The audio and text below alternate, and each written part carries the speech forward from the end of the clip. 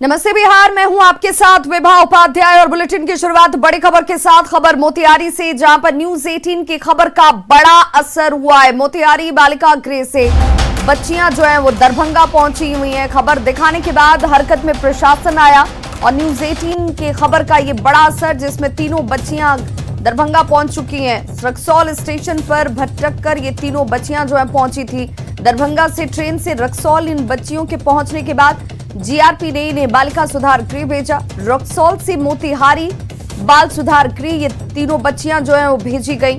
बाल सुधार गृह ने परिजनों को सौंपने से इनकार कर दिया था। न्यूज 18 पर खबर चलने के बाद प्रशासन हरकत में आता है और अब तीनों बच्चियों को दरभंगा पहुंचाया गया है। और सहयोगी मुकेश सिन्हा हमारे साथ इस वक्त ज्यादा जानकारी के साथ फोन लाइन पर जुड़ गए हैं। मुकेश, क्या अब ये तीनों बच्चियां जो हैं मोतिहारी से दरभंगा पहुंच चुकी हैं? इन्हें लेकर कौन पहुंचा? जी,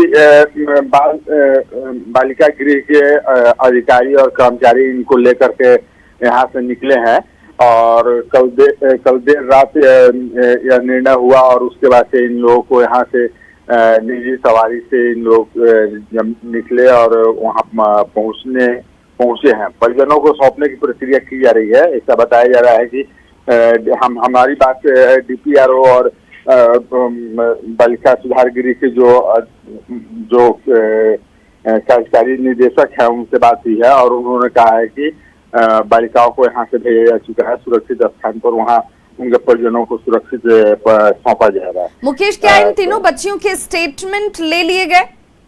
जी, इन तीनों बच्चियों का स्टेटमेंट पहले दिन से लेकर मैं यानी 10 तारीख से लेकर के अब तक 2 या 3 बार दिए गए। परिवार के लोगों से मिला गया और परिवार के लोगों से भी स्टेटमेंट किया गया। पूरी तरह से जांच पड़ताल करने के बाद से इनको परिजनों को सौंपा गया है। क्योंकि बच्चियों का जैसे बताया जा रहा था कि धीरज कुमार से कल हमारी बात हुई थी और उन्होंने कल अभी स्पष्ट रूप से बोला था कि बच्चियों का बार बार बयान बदल रहा है और पहले अपने माता पिता के मरने की बात करते हैं, फिर नाना के घर रहने और नाना के मरने और फिर मामा मामी के दुर्व्यवहार करने की बात कर रहे थे। लेकिन मामला कुछ दूसरा आया। इस चलते कुछ उन्होंने बताया कि इस चलते ही कुछ परेशानी हो रही थी और इस कारण ही पूछताछ और जांच में कुछ परेशानी आई। कुछ ऐसा बार बार बयान बदलने और फिर नए नए कहानी गढ़ने के कारण बच्चों को परेशानी हुई।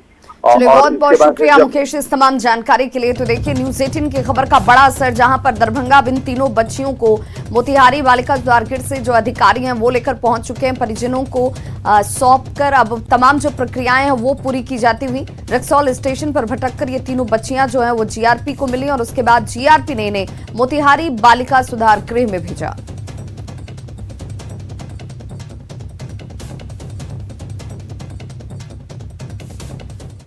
बड़ी खबर किशनगंज से, जहां पर कम्युनिटी हॉल कैंपस में झूला टूट गया। हादसे में कई बच्चे जो हैं वो घायल हुए हैं। टूटी पट्टी स्थित कम्युनिटी हॉल में ये हादसा हुआ, लेकिन सवाल कई कि स्थानीय लोगों ने हालांकि बच्चों को बाहर जरूर निकाला, लेकिन किसकी इजाजत से इस वक्त मेले का आयोजन किया गया था? प्रशासन की इजाजत के बिना आखिर मेला कैसे लगा?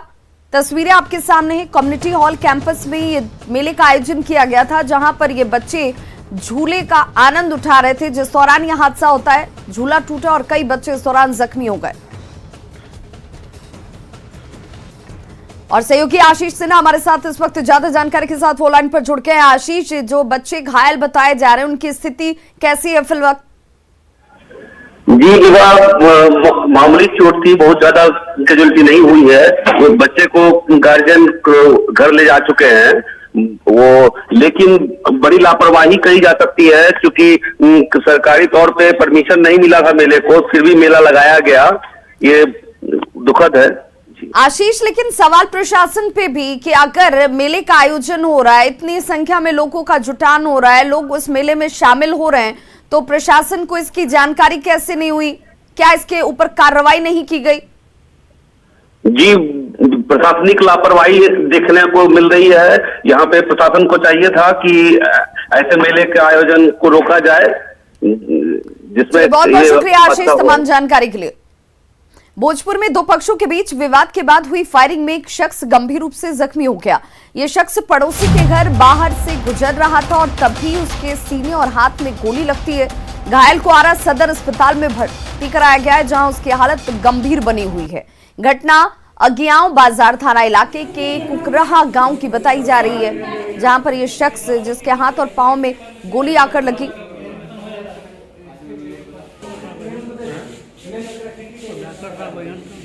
दोनों में झगड़ा लग रहे हैं आपस में। आइएला हम गोली मल्ला दूंगा इनकर छड़ा लगल बा। कौन गांव के घटना है? कौन गांव के घटना है? गांव के नाम कुकुराहा। तो गोली के मारल है, कैसे भइला, ई नहीं के जानकारी। राजधानी पटना में बेखौफ अपराधियों के सरेशाम तांडव तस्वीरों के जरिए सामने नजर आते हैं। शहर में सरेशाम फायरिंग की दो घटनाएं होती हैं, जिससे ये पूरा शहर थर्रा गया। एक्सक्लूसिव तस्वीरें आपके टीवी स्क्रीन पर इस वक्त, जहां पर चौक थाना क्षेत्र के शिकारपुर आरओबी के पास एक कारोबारी पंकज सिन्हा और पिंकू सिन्हा की अपराधियों ने गोली मारकर हत्या कर दी। कारोबारी पंकज सिन्हा हुमाद गली का रहने वाला था। बताया जा रहा है कि आपसी रंजिश में उसे गोली मारी गई और इलाज के दौरान उसकी मौत हो गई। बिग बाजार के पास एक व्यक्ति है पंकज कुमार सिन्हा, उनकी दो अज्ञात लोगों के द्वारा गोली मारकर हत्या कर दी गई। सर क्या छानबीन में क्या मिला? देखिए अभी तो हम लोग छानबीन कर ही रहे हैं। वहाँ पे उनका एक दोस्त है मिराज, उसी के साथ था वहाँ पर। तो अभी हम लोग समझ आएंगे, उसे खंगाल रहे हैं कि कौन कौन था, क्या था, किसके द्वारा उसने मारा। क्या लूट उट का भी मामला आ सकता है? मामला नहीं है, झगड़ा था, आपसी झगड़ा को लेकर। वहीं पटना में फायरिंग की दूसरी घटना कदमकुआं थाना क्षेत्र में हुई, जहां जमीन विवाद में दो लोगों को गोली मार दी गई।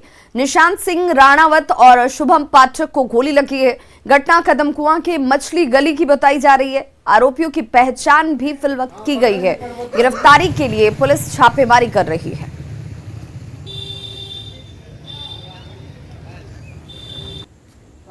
तो जमीन विवाद में फायरिंग की इस घटना में दो लोगों को गोली लगी। कदमकुआं के मछली गली की घटना, जहां पर बताया जा रहा है कि जमीन का विवाद था जिसमें गोली चलाई गई।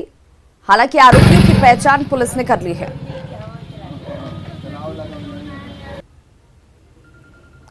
वहीं बड़ी खबर समस्तीपुर से आ रही है, जहां मेडिकल रिप्रेजेंटेटिव को गोली मारी गई है। बाइक सवार दो अपराधियों ने इन मेडिकल रिप्रेजेंटेटिव को गोली मारी है।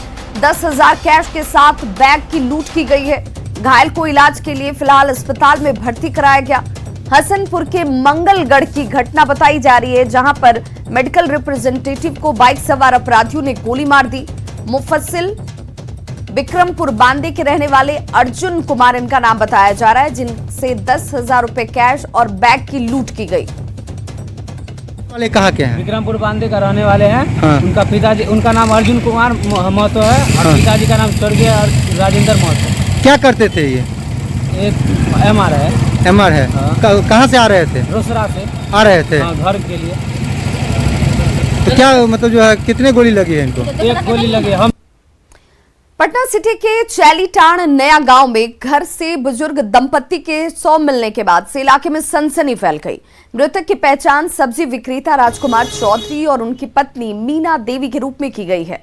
परिजनों ने मृतक के पुत्र और बहू पर ही गला दबाकर हत्या की आशंका जाहिर की। घटना के बाद से आरोपी बेटा और बहू दोनों फरार हैं। परिजनों की माने तो बुजुर्ग दंपत्ति का लंबे वक्त से अपने बेटे और बहू के साथ विवाद चल रहा था। ऐसे में यह आशंका जाहिर की जा रही है कि बेटे और बहू ने ही मिलकर बुजुर्ग दंपत्ति की हत्या की होगी। यहाँ आए हम लोग देखें तो ना उनका बेटा है ना पिता घर पर है, दोनों भागा हुआ है। अगर कुछ नहीं किया है तो फिर भागा क्यों डर से? क्या इन दोनों फांसी लगाए हैं या कुछ और हादसा हुआ? कुछ पता नहीं चला है क्या हुआ है। फांसी लगाया कि मुंह नाक बंद करके मार दिया है, इसे कुछ पता नहीं चला। पता चलेगा ना कि कैसे क्या हुआ नहीं हुआ।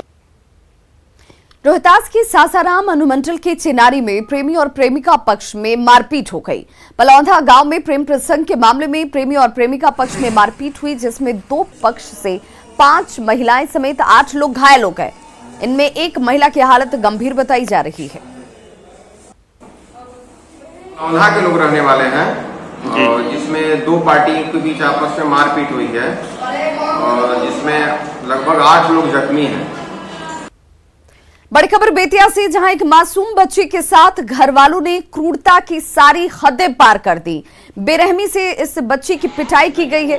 प्रताड़ना के बाद जख्मी हालत में बच्ची को घर से बाहर तक निकाल दिया गया। घटना कालीबाग थाना क्षेत्र के बसंत टोला की है, जहां वकील मियां नाम के एक शख्स ने महज 7 साल की बच्ची को घर में काम करने के लिए रखा था, लेकिन उस बच्ची से न सिर्फ उम्र से कई गुना ज्यादा काम लिया जा रहा था, बल्कि घर की मालकिन की तरफ से उसे प्रताड़ित भी किया जा रहा था। बेलन, पाइप, रॉड जो भी हाथ लगे उससे इस बच्ची की पिटाई की जाती थी। इतना ही नहीं, हैवानियत की सारी हदें पार करते हुए इन लोगों ने बच्ची के संवेदनशील अंगों पर भी धारदार चीज से जख्म दिए हैं। बुरी तरह से घायल अवस्था में भटकने के लिए घर से बाहर निकाल दिया गया। किसी तरह से लड़की के परिजनों को इसकी जानकारी होती है और उसे अस्पताल में फिलहाल भर्ती कराया गया है। पुलिस अब पूरे मामले की जांच पड़ताल में जुट गई है।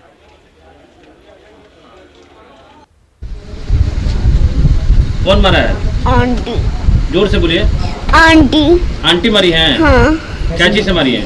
बेलना चोर, पाइप चोर, लाते लाते और आज। बेलना चौकी से? हाँ। और क्या चीज से मारी है? और पाइप से। पाइप से? हाँ। कहीं काटा भी गया है? हाँ। चोट लगा है? हाँ। खून भी बह रहा था? हाँ। मतलब आप लोग क्यों रखे थे उनके? वो बोल रहा था कि 2 आदमी हैं हम लोग और चाय पानी देना है, हम आपको लड़की के पोसेंगे। काम पे रखे थे? घर के काम के लिए रखे थे? हाँ हाँ हाँ। क्या कैसे मारा गया? चाय पानी। कैसे मारा गया? वो कुर्बानी से पहले हम उससे बोले हैं कि घर उसको भेज दीजिए, वो बोला नहीं।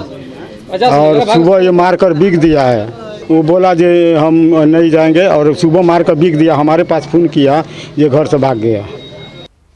पटना के विक्रम थाना के थानेदार पर एक फरियादी ने बदसलूकी का आरोप लगाया है। कृषि विभाग में पदस्थापित अभय कुमार विक्रम थाने में अपने आवास में हुई चोरी को लेकर मामला दर्ज कराने पहुंचे थे, लेकिन थानेदार ने उनके साथ बदसलूकी की। आरोप ये भी है कि थानेदार ने फरियादी को 4 घंटे तक बंधक बनाकर भी रखा। जब फरियादी ने खुदकुशी करने की बात कही, तब जाकर थानेदार ने कहीं एफआईआर दर्ज की। वायरल वीडियो में थानेदार फरियादी के भतीजे को धमका भी रहा है। पीड़ित ने एसएसपी थानेदार के खिलाफ जांच की मांग की है। मेरा नाम अभय कुमार है। हाँ। और ये जो थानाध्यक्ष साहब हैं, हाँ। वो हमको छत पर बुला के और 2 घंटा सब कुछ किए हैं। अरे ये सुसाइड करने जा रहे थे, ये सुसाइड करने सर जा रहे थे। आप ठेका लिए हुए हैं? अरे हम लोग पटना से दौड़े आए, सुसाइड करने जा रहे थे। इनके साथ जो स्थिति हुआ है कि यदि मेरे पर केस साबित होगा तो मैं थाने में आकर सुसाइड करूंगा। पटना सिटी के फार्मेसी कॉलेज के छात्र बीते 3 दिनों से छात्रावास की मांग को लेकर हड़ताल पर हैं और इस वजह से यहां पर पढ़ाई का काम ठप है। करीब आधा दर्जन छात्र अनशन पर भी हैं, जिनकी हालत अब लगातार बिगड़ती जा रही है। छात्रों में इसे लेकर बेहद आक्रोश है। जायजा लिया न्यूज़ 18 संवाददाता रजनीश कुमार ने। बिहार के एकमात्र फार्मेसी कॉलेज पटना सिटी में इन दिनों सब कुछ ठीक ठाक नहीं चल रहा है। कॉलेज के बी फार्म और डी फार्म के जो स्टूडेंट हैं पिछले 72 घंटे से स्ट्राइक पर हैं, तो एकेडमिक प्रोग्राम भी ठप है। राजधानी पटना की ये तस्वीर है और देखिए पटना सिटी में ये फार्मेसी कॉलेज है, जहां पर जो स्टूडेंट हैं वो सब कुछ देख सकते हैं ठप करके और यहाँ पर अनशन पर बैठे हुए हैं। अनशनकारी जो छात्र हैं उसमें तकरीबन आधे दर्जन की हालत भी बिगड़ गई है और छात्रों का आरोप है कि मेडिकल टीम अब तक नहीं पहुंची है। इन लोगों की एक ही मांग है कि जो हॉस्टल है उसका आवंटन किया जाए, क्योंकि जो नए हॉस्टल बने हैं उसमें जीएनएम को अलॉट कर दिया गया है। यानी बना है बी फार्म और डी फार्म के लिए, लेकिन अलॉटमेंट हो गया है जीएनएम के लिए, जो इन लोगों को नागवार गुजर रहा है। तो हम स्टूडेंट से बात करते हैं कि आखिर ये 72 घंटा हो गया है, आप लोग स्ट्राइक खत्म क्यों नहीं कर रहे हैं? अभी तक ना ही कोई प्रशासन से सूद लेने आया, ना ही हमारी मांग पूरी हुई है। वो लोग अपनी मांग वापस भी नहीं ले रहे हैं। आप ही बताइए, हम लोग का एक भी छात्रावास नहीं था और आज जब बना है तो जीएनएम वालों के अलॉट कर रहा है। ये तो हमारे अधिकारों का एक तरह से कहिए तो किसके लिए बना था ये? हम लोगों के लिए बना था, फार्मेसी के लिए। आप देख सकते हैं ऊपर साफ लिखा हुआ है बॉयज हॉस्टल और girls hostel for B Pharm and D farm.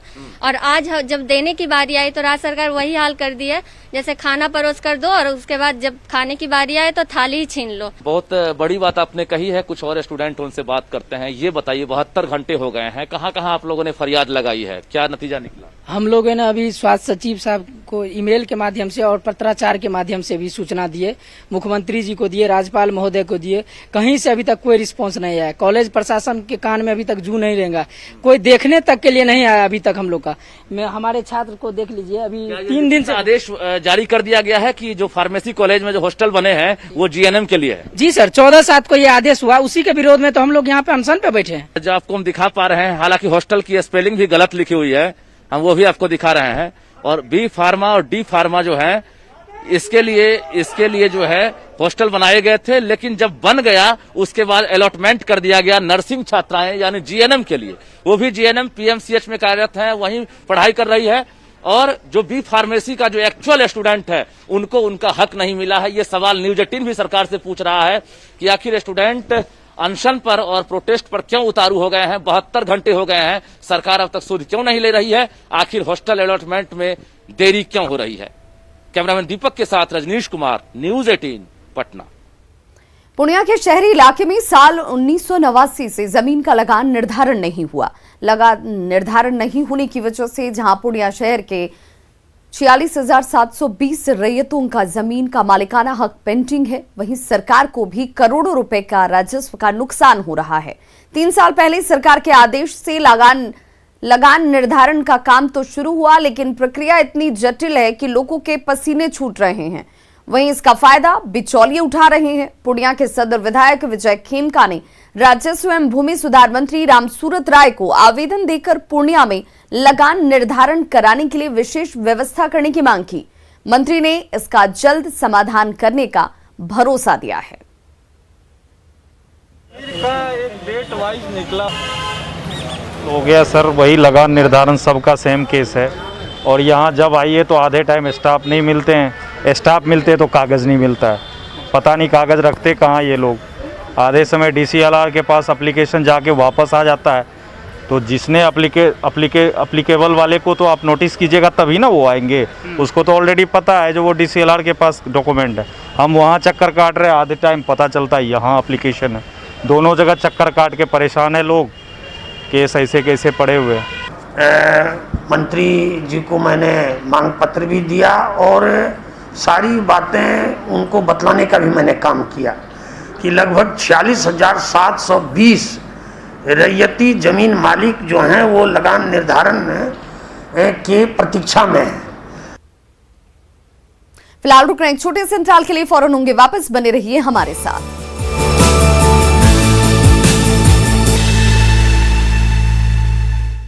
Break के बाद एक बार फिर से आप सभी का बहुत स्वागत है। मुजफ्फरपुर में सड़क पर खड़ी खाद्यान्न लदे ट्रक में अचानक से आग लग गई। चपेट में आने से एक पंक्चर की दुकान भी जलकर खाक हो गई है। वहीं एक बाइक और एक ऑटो भी चपेट में आया। आग बुझाने के दौरान 3 लोग मामूली रूप से जख्मी भी हुए हैं। तीनों को फिलहाल एसकेएमसीएच में इलाज के लिए भर्ती कराया गया है। घटना गायघाट थाना के पास NH 57 की है। आग लगने के कारणों का हालांकि अब तक खुलासा नहीं हुआ है।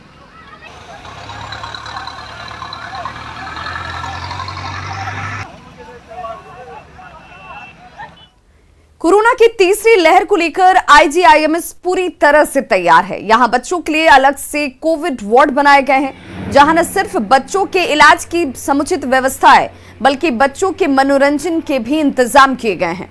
यहां कार्टून कैरेक्टर्स, कलर कोड और कहानी घर के जरिए बच्चों को लुभाने की कोशिश की गई है। कोविड वार्ड को चिड़ियों की वॉल पेंटिंग और मिथिला पेंटिंग से सजाया संवारा गया है। यहाँ बच्चों के लिए 20 पीकू और 5 नीकू बेड तैयार किए गए हैं। साथ ही बच्चों के लिए 40 बेड अतिरिक्त लगाए गए हैं, जहां हर बेड पर ऑक्सीजन की व्यवस्था की गई है।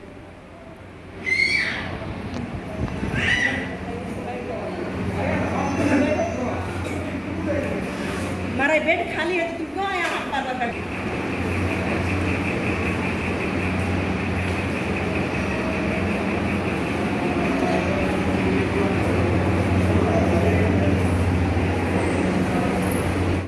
कोरोना से लड़ाई में मास्क सबसे बड़ा हथियार है और मास्क रूपी कवच से ही कोरोना वायरस को फैलने से रोका जा सकता है। इसलिए आप सभी दर्शकों से अपील है कि आप मास्क पहने, खुद भी सुरक्षित रहें और दूसरों को भी सुरक्षित रखिए, क्योंकि जीवन है अनमोल। मास्क का करें प्रयोग। खबरों का सिलसिला लगातार जारी है। आप देखते रहिए न्यूज़ 18 बिहार झारखंड।